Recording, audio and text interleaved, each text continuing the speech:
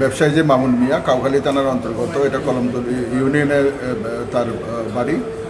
সে অপহরণ পাওয়ার পরে আমরা যে তার ওয়াইফের নিখোঁজ জিডি, ওটার ভিত্তিতে আমরা বিভিন্ন জায়গায় অভিযান পরিচালনা করি এবং তথ্যের ভিত্তিতে আমরা গতকাল সন্ধ্যায় আমরা লক্ষ্মীপুর থেকে এই মামলার যে প্রাইম অ্যাকিউজড যে কামরুলকে আমরা গ্রেপ্তার করতে সক্ষম হই। পরে কামরুলকে আমরা সারা রাত ধরে জিজ্ঞাসাবাদ করি। জিজ্ঞাসাবাদের এক পর্যায়ে সে স্বীকার করে যে 7 তারিখে সে চায়ের সাথে দ্রব্য মিশিয়ে প্রথমে মামুনকে হত্যা করে, পরে তার বডি, তার মৃতদেহ সেই মাঝের বস্তি এলাকায় কাউখালী থানার অন্তর্গত ওখানে সে ডাম করে। পরে তার স্বীকারোক্তি মূলে আজকে আমরা তাকে নিয়ে তার দেখানো এবং শনাক্ত মতে আমরা তার মামুন মিয়ার মৃতদেহ উদ্ধার করে আমরা ইতিমধ্যে ময়নাতদন্তের জন্য রাঙ্গামাটি সদর হাসপাতালে প্রেরণ করেছি। মামলার প্রক্রিয়া চলমান রয়েছে। আমরা আসামিকে আরও জিজ্ঞাসাবাদ করে এই ঘটনার সাথে আর যারা যারা জড়িত আছে আমরা আশা করছি খুব অচিরে তাদেরকে আমরা আইনের আওতায় আনতে পারবো এবং এটা একটা জঘন্যতম নৃশংস হত্যাকাণ্ড এবং এটার আসামিদের সর্বোচ্চ শাস্তি যাতে নিশ্চিত হয় সেটা আমরা এনশিওর করব। টানা 7মবারের মতো বেস্ট টিস্যু পেপার ব্র্যান্ড হিসেবে স্বীকৃতি পেয়েছে বসুন্ধরা টিস্যু। 7 জুলাই 2025 অ্যারাউন্ড 2:30টা মামুন তার নিজ বাসা থেকে বের হয়। তারপরে সে সন্ধ্যায় তার মোবাইল থেকে ফোন করে তার ওয়াইফের কাছে একটা চেক দিয়ে যাওয়ার কথা বলে।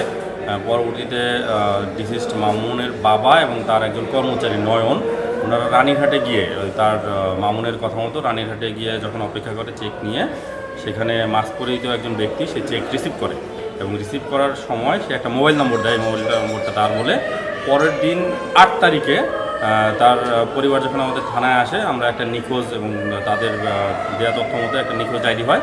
এটা নিখোঁজ ডায়েরি হলেও যেহেতু আগের দিন সে গিয়েছে, পরে তাকে খুঁজে পাওয়া যাচ্ছিল না, আমরা প্রথম থেকে বিষয়টাকে খুব গুরুত্ব দিয়ে কাজ করি এবং আমাদের একাধিক টিম আমরা তথ্য প্রযুক্তি পর্যালোচনা করি।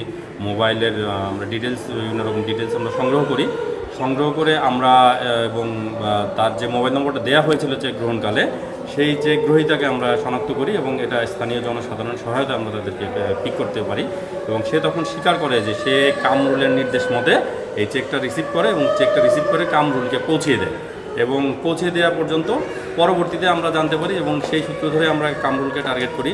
কামরুলকে আমরা বিভিন্ন জায়গায় অভিযান পরিচালনা করে গতকাল লক্ষ্মীপুর জেলা থেকে কামরুলকে গ্রেপ্তার করি এবং গ্রেপ্তার করে তাকে নিবিড় জিজ্ঞাসাবাদ করি। আমরা গভীর রাতে আমাদের কাউখালী থানায় পৌঁছাই, তারপর আমরা নিবিড় জিজ্ঞাসাবাদ করি। জিজ্ঞাসাবাদে কামরুল স্বীকার করে তার সাথে আসলে ব্যবসায়িক টাকা পয়সা নিয়ে কিছুটা ঝামেলা ছিল।